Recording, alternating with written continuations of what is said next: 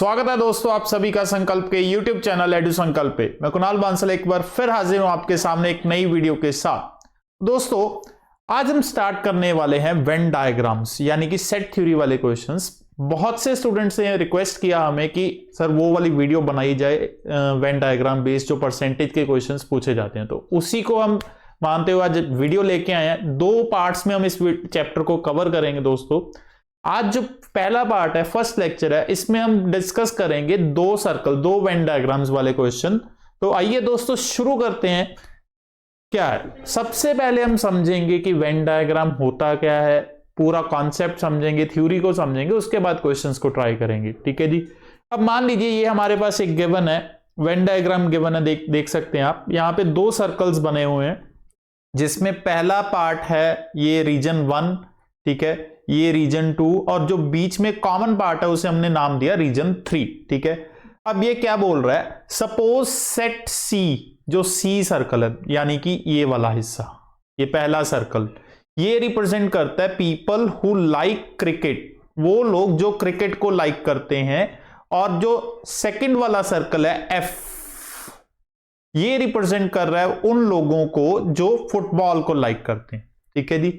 पहला सर्कल किसे रिप्रेजेंट कर रहा है दोस्तों, सी वाला क्रिकेट को, और जो दूसरा सर्कल है दोस्तों एफ, वो किसे रिप्रेजेंट कर रहा है, फुटबॉल, वो लोग जो फुटबॉल को पसंद करते हैं। तो दो तरह की गेम्स हैं। ठीक है जी।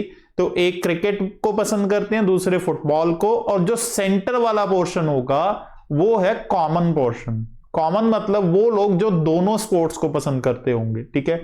तो अब इस तरह के क्वेश्चन जो सेट थ्योरी के क्वेश्चन है वेन डायग्राम बेस्ड, उनको करने का सबसे जो इंपॉर्टेंट हिस्सा है वो ये है दोस्तों कि हमें लैंग्वेज को, क्वेश्चन की लैंग्वेज को ध्यान से समझना होगा कि वो कौन से हिस्से की बात कर रहा है क्वेश्चन के अंदर। जैसे कि हम यहां देख सकते हैं हमारे पास तीन हिस्से हैं, रीजन 1, रीजन 2 एंड रीजन 3। हमें लैंग्वेज से यह समझना जरूरी है कि वो कौन से हिस्से की बात कर रहा है। तो आइए सबसे पहले हम वो ही क्लियर करते हैं जी। रीजन 1, रीजन 1 क्या रिप्रेजेंट करता है, people who like cricket only. अब यहां पे हमने वर्ड मेंशन किया दोस्तों ओनली, ये चीज जरूरी है। ये वाला जो हिस्सा है रीजन 1 मतलब दिस पोर्शन, ठीक है जी, ये उन लोगों को रिप्रेजेंट कर रहा है जो सिर्फ क्रिकेट को लाइक कर रहे हैं। यहां पे इंपॉर्टेंट वर्ड है ओनली, इसका हमें ध्यान रखना दोस्तों। ठीक है। क्योंकि अगर यहां से हम ओनली वर्ड हटाएंगे, अगर ओनली वर्ड मेंशन नहीं है, यहां पे लिखा गया है कि cricket, people who like cricket, सिर्फ क्रिकेट लिखा हुआ, ओनली वर्ड मेंशन नहीं है, तो उसका मतलब होगा ये पूरा सर्कल क्रिकेट का, उसमें रीजन 1 और रीजन 3 दोनों इंक्लूड होंगे। ठीक है। अगर बात करेगा क्रिकेट की बात करेगा तो रीजन 1 और रीजन 3 ये दोनों आएंगे दोस्तों, ये ध्यान में रखना है। और अगर बात कर रहा है सिर्फ और सिर्फ क्रिकेट, ओनली क्रिकेट, तो यानी कि दिस पोर्शन। ठीक है। तो ये हमें ध्यान में रखना पहला। ठीक है जी, ओनली। अब second, region 2 represent the people who like football only. अब यहां पे भी वही सेम चीज इंप्लीमेंट होगी। रीजन 2 दिस वन, ये कौन से लोग हैं जो सिर्फ फुटबॉल, ओनली फुटबॉल, यहां पे भी ओनली वर्ड मेंशन है। ठीक है जी। तो ध्यान में रखना, क्योंकि अगर ओनली वर्ड मेंशन नहीं है तो वो फुटबॉल की बात कर रहा है। अगर उसने लिखा हुआ है फुटबॉल, ओनली वर्ड मेंशन नहीं है, तो उसका मतलब है रीजन 2 प्लस रीजन 3, फुटबॉल का पूरा सर्कल। ओनली वर्ड सिर्फ ये वाला हिस्सा रिप्रेजेंट करेगा दोस्तों, अगर ओनली वर्ड मेंशन नहीं है तो वो पूरे सर्कल को रिप्रेजेंट करेगा जी। ठीक है। उसके बाद आता है दोस्तों रीजन 3। रीजन 3 दोनों के बीच का कॉमन है, मतलब वो लोग जो बोथ क्रिकेट एंड फुटबॉल, यहां पे मेंशन है बोथ, मतलब कि दोनों स्पोर्ट्स को पसंद करते हैं। ठीक है। तो यहां पे कुछ कीवर्ड्स हैं जो हमें याद रखने हैं, एक तो ओनली, एक बोथ, एक है ना ही ओनली है ना ही बोथ है, तो इसका मतलब वो पूरा सर्कल को रिप्रेजेंट करता है। होपफुली आपको ये थ्योरी वाला पॉइंट अच्छे से समझ में आया होगा। ठीक है जी।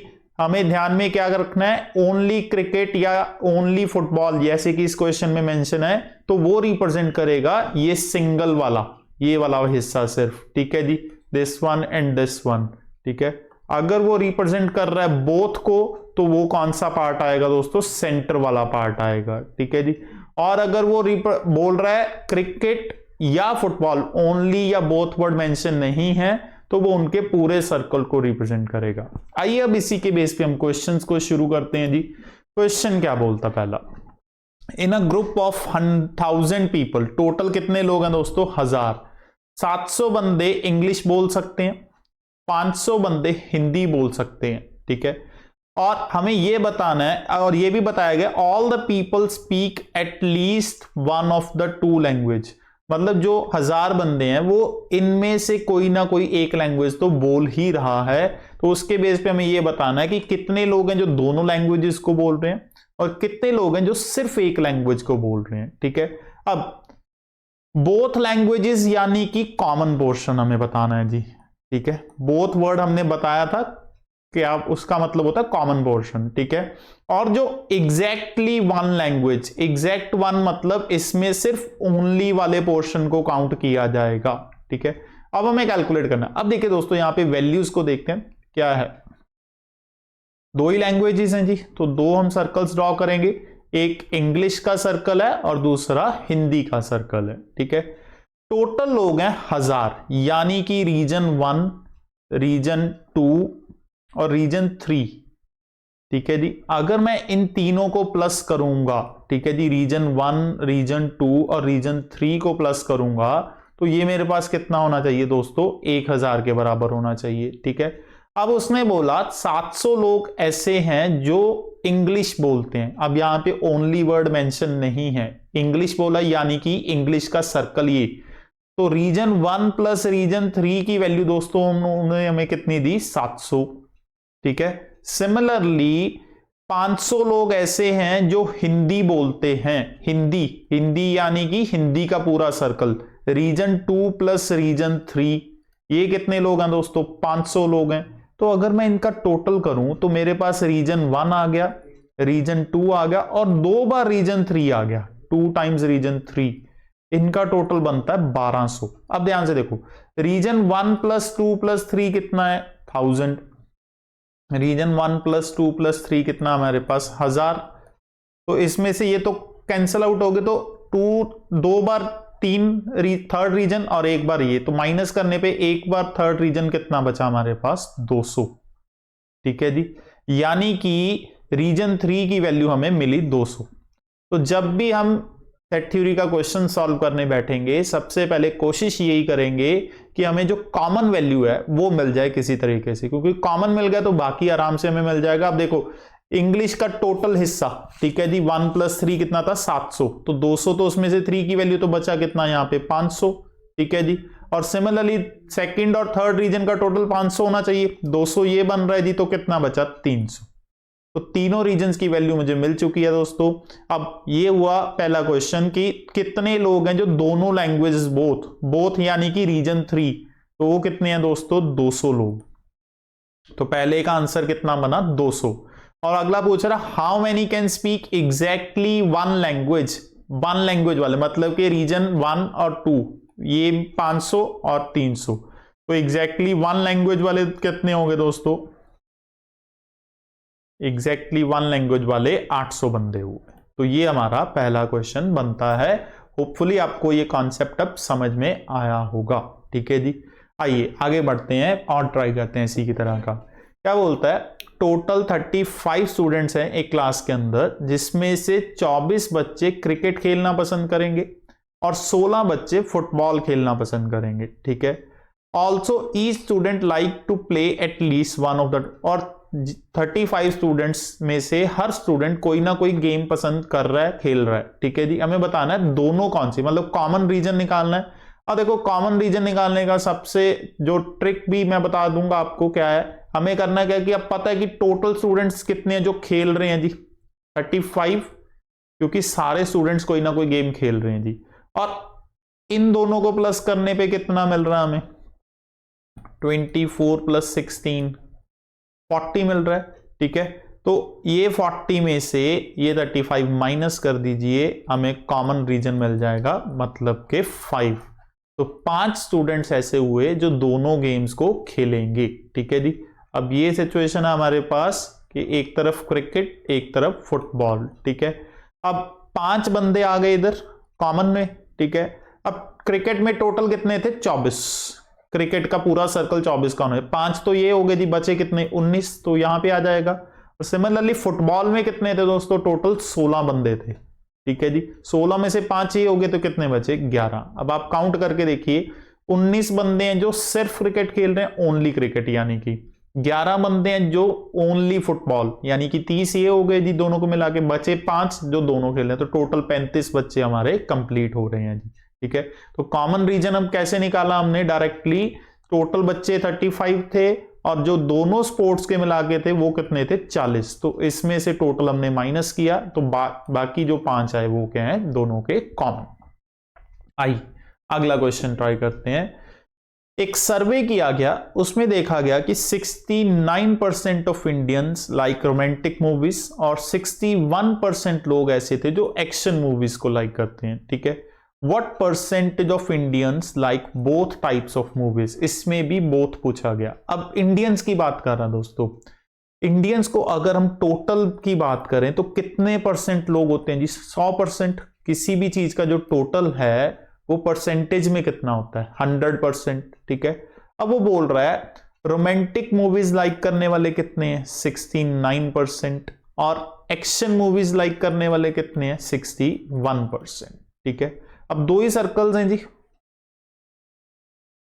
ठीक है, रोमांटिक और एक्शन, ठीक है जी। अब हमें चाहिए कॉमन हिस्सा। हमने पिछले क्वेश्चन में भी मैंने आपको बताया डायरेक्टली हम कैसे निकाल सकते हैं। अब देखो, टोटल लोग जो मूवीज को देखते हैं वो कितने होने चाहिए हमारे पास? 100%। इससे ज्यादा तो हो नहीं सकते, ठीक है। बट इन दोनों का अगर हम टोटल करेंगे, इन दोनों का टोटल बनता है 130%, 130%। यानी कि इन दोनों का जो डिफरेंस होगा वो क्या होगा? जो दोनों में हम काउंट कर रहे हैं एक्स्ट्रा वैल्यू, ठीक है जी। एक्स्ट्रा 30% कहां से आए? जो हम रोमांटिक वालों को एक्शन में भी गिन रहे हैं या एक्शन वालों को रोमांटिक में, वो कॉमन रीजन हो गया। तो कॉमन रीजन कितना निकला हमारे पास? 130 माइनस 100 करेंगे, कितना बन जाएगा दोस्तों? 30%। तो हमें पूछा ही यही गया था दोनों को, तो आंसर हमारा 30% होगा। अगर ये पूछता है सिर्फ रोमांटिक वाले कितने हैं, तो टोटल रोमांटिक 69 है, उसमें से 30 ये आगे, तो बचे कितने? 39। और सिर्फ एक्शन वाले अगर हमें काउंट करने होते, टोटल 61 होने चाहिए, 30 ये हो गए जी, तो कितने बचे? 31। तो ये हमारा बनता है पूरा सर्कल इस क्वेश्चन का। आइए अगला ट्राई करते हैं। एक एग्जामिनेशन के अंदर 49% कैंडिडेट्स इंग्लिश में फेल हुए, 36% हिंदी में फेल हुए और 15% ऐसे थे जो दोनों सब्जेक्ट्स के अंदर फेल हुए, ठीक है जी। हमें टोटल नंबर ऑफ कैंडिडेट्स बताया गया है जो सिर्फ इंग्लिश में पास हुए, सिर्फ इंग्लिश में पास हुए 630। तो हमें टोटल स्टूडेंट्स बताने कितने अपीयर हुए। अब देखो यहां पे फेल के हमें परसेंटेज गिवन है, तो 2 सर्कल्स हम यहां पे क्रिएट करते हैं, इंग्लिश हिंदी, ठीक है जी। इंग्लिश में टोटल कितने फेल हैं जी? 49%, यानी कि इंग्लिश का पूरा सर्कल 49% का होगा। हिंदी में टोटल 36% और दोनों सब्जेक्ट्स में जो फेल हुए वो कितने हैं दोस्तों? 15। जैसे कि मैंने पहले भी बताया क्वेश्चन में कि सबसे पहले हमें कॉमन वैल्यू पे फोकस करना है, और वो हमें गिवन ऑलरेडी कितना है दोस्तों? 15%, ठीक है जी। 15% बच्चे ऐसे हैं जो इंग्लिश में दोनों में फेल हुए। अब इंग्लिश में टोटल कितने फेल हैं? 49%। 15 ये हो गए, बाकी कितने बचे जी? 34। तो 34% स्टूडेंट वो है जो सिर्फ इंग्लिश में फेल हुआ है, ठीक है। और हिंदी में टोटल कितने फेल थे दोस्तों? 36%। 15 तो ये हो गए जी, बचे कितने? 21%। तो 21% स्टूडेंट वो है जो सिर्फ हिंदी में फेल हुआ। अब पूछा गया उसने total number of candidates who passed in English alone, जो सिर्फ इंग्लिश में पास हुए। अब यहां पे जो परसेंटेज पड़ी है दोस्तों, ये फेल होने वालों की पड़ी है और वैल्यू हमें बताई गई है पास, तो इसका उल्टा करना पड़ेगा। अब रिवर्स देखिए दोस्तों, ये फेल है ओनली इंग्लिश, ये फेल है ओनली हिंदी, ये बोथ, ठीक है। अगर मैं इसको उल्टा कर दूंगा पूरे के पूरे चार्ट को, तो मुझे पास की परसेंटेज मिल जाएगी। तो पास वाले का अगर मैं परसेंट सर्कल क्रिएट करूं, अब 21% देखिए यहां पे 21% स्टूडेंट वो है जो सिर्फ हिंदी में फेल हुआ, जो सिर्फ हिंदी में फेल हुआ। दो तो सब्जेक्ट हैं दोस्तों हमारे पास टोटल, दो में से हिंदी में ये फेल हो चुके हैं जी, सिर्फ हिंदी में। इसका मतलब ये हुआ कि ये इंग्लिश में पास हुए होंगे, ठीक है जी। तो इसका रिवर्स करना होता है हमें हमेशा। तो इंग्लिश की पास परसेंटेज हमें कितनी मिली, 21% मिली, ठीक है। सिमिलरली ये देखिए अब यहां पे 34%, ये वाली जो वैल्यू है 34% स्टूडेंट्स ऐसे हैं जो सिर्फ इंग्लिश में फेल हुए, ठीक है। दो सब्जेक्ट्स हैं इंग्लिश और हिंदी, और 34 स्टूडेंट्स ऐसे हैं जो सिर्फ इंग्लिश में फेल हुए, यानी कि ये हिंदी में पास हुए होंगे। तो हिंदी की पास परसेंटेज कितनी निकलती है हमारे पास, 34%। तो उल्टा करने पे हमें वैल्यूज मिल जाएंगी। अब हमें ये बताया गया 630 स्टूडेंट्स ऐसे हैं जो सिर्फ इंग्लिश में पास हुए हैं, तो उसकी परसेंटेज हमें पता है कितनी है दोस्तों, 21%। तो 21% की वैल्यू 630 है, तो हमें 100% टोटल पूछा तो 100% की वैल्यू निकालनी है, तो वो कितना हो जाएगा 630/21 × 100, कितना आया दोस्तों 3000। तो कितना स्टूडेंट पढ़ रहा है दोस्तों, टोटल 3000, ये हमारा आंसर हुआ। आइए अगला क्वेश्चन। एक क्लास ने दो टेस्ट लिए, एक फिजिक्स और दूसरा मैथ्स, ठीक है जी।